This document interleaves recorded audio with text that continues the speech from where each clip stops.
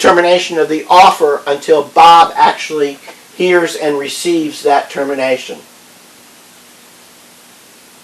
Okay, so here we come to what I left off before. An example of an irrevocable offer is an option contract. Okay, you see this a lot in real estate, for example. Suppose I see a house that I'd like to buy, and the house is on sale for $200,000. And I'd like to buy it, but I'm not sure I can get the money up to buy it. But I'm afraid that if the seller might sell the house before I have a chance to make my decision. So I can enter into an option contract with the seller where I say to the seller, I'll give you $1,000 if you'll keep the offer to sell the house for $200,000 open to me for 15 days. So what happens in that situation is I've got 15 days to enter into the actual underlying contract for buying the house. If I don't do so, the seller gets to keep the $1,000 because that's a separate contract. Okay, in essence, I'm buying 15 days time where the seller is agreeing not to sell the house to anybody else during that period of time. That's an option contract. Okay, the seller cannot revoke that during that 15-day period. The seller can't say, well, I just got an offer for $400,000. Too bad, you got a binding contract for that 15 days. Okay, so we talked about rejection. Merely inquiring about the firmness of an offer does not constitute a rejection. Talked about counteroffer, the mirror image rule. At common law, any change in the terms automatically terminates the offer and substitutes a counteroffer. Okay, that's pretty clear by its terms. So if I offer to sell you my car for $20,000 and you say, well, I'll give you $19,998, at common law, that was a rejection and a counteroffer. The law has changed a little bit in that area. We're not going to get into the details of that, but that's the so-called mirror image rule, meaning that the acceptance has to mirror the offer that's been made by the offeror. Okay. Now, termination of the offer can also happen by lapse of time, by specification in the contract, or within a reasonable period of time where there's no time specified in the contract. Okay. Operation of law can also terminate a contract. Examples include destruction of the subject matter. So if I offer to sell you my car for $20,000 and before you accept it, an airplane lands on my car and destroys it, that ends the offer. Or if I die or become incompetent. Okay.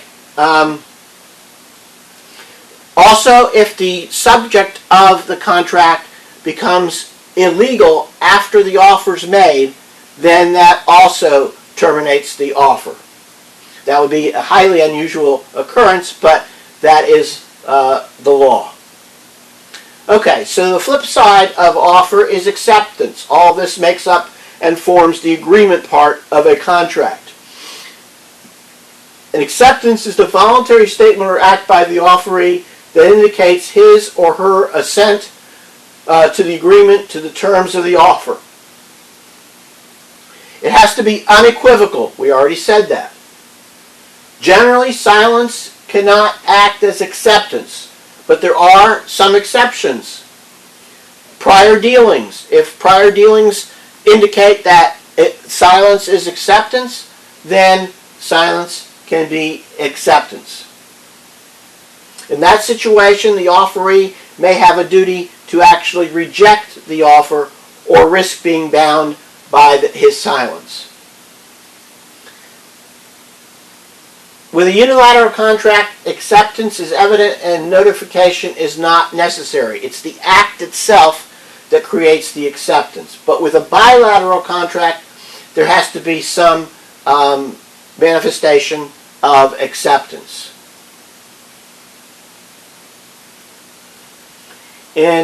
Generally, in a bilateral contract, the acceptance is timely if it's made before the offer is terminated. The old mailbox rule. I don't even know why we talk about this anymore. Nobody uses the snail mail anymore. But let me just go over this rule quickly for you. Okay, under the mailbox rule, if I send an offer to John, okay, and John, by mail, and John accepts my offer and puts his acceptance in writing in an envelope, it sticks it in the mailbox, that time in which he sticks it in the mailbox acts as a legal acceptance. It's not when I receive the acceptance, it's when he puts it in the mailbox, and that's why it's called the mailbox rule. So if I offer to sell him my car for $20,000 and he puts in the mailbox an acceptance letter to me saying he accepts the price of $20,000 for the purchase of the car, and after he puts it in the mailbox, I call him and I say I'm revoking my offer, too bad. Under the mailbox rule, there's been an acceptance. Okay? Does not apply, however, to instantaneous communications.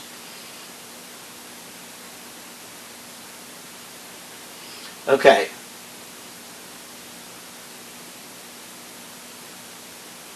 If a certain mode of acceptance is not expressly authorized, then acceptance can be made by any reasonable means. Substituted method of acceptance can be effective if the substituted method serves the same purpose as the authorized means. Okay, we're getting into a lot of detail now, so I'm going to kind of go quickly. With the e-contracts, an electronic contract, the same requirements apply, except as to the form of the contract being different than a traditional contract.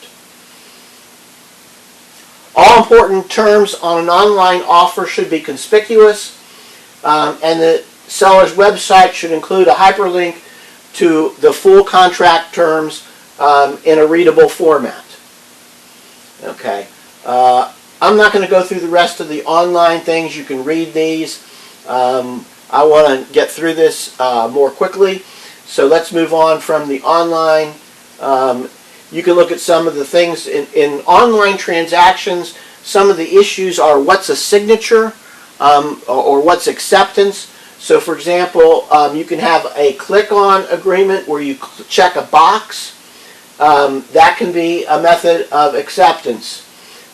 In some situations you have shrink wrap agreements. That means when you open the wrapper to whatever the consumer good is, you have agreed to accept the terms of the contract. Browse wrap agreements are another method. Federal law, this is an area where there is some federal statutes, recognize electronic contracts, records, and signatures, and we'll get into that a little bit more later in the course. Okay, let's get out of this. E-sign, we'll talk about that later. Uniform Electronic Transactions Act. All of these are new laws governing electronic actions. Okay. All right. So the next element, we have the agreement element. Then we have the consideration element. Consideration is defined as the value given in return for a promise or in return for performance. Okay? It's what's bargained for in the exchange, and it has to be something of legally sufficient value.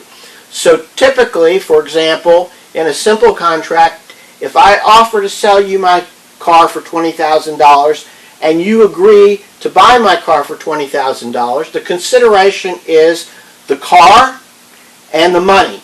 And consideration has to flow both ways. In other words, the offerer passes consideration to the offeree passes consideration to the offerer. Okay? It's not always a consumer good or money. It can be an action, like washing the car is a consideration passing from the car washer to the owner of the car.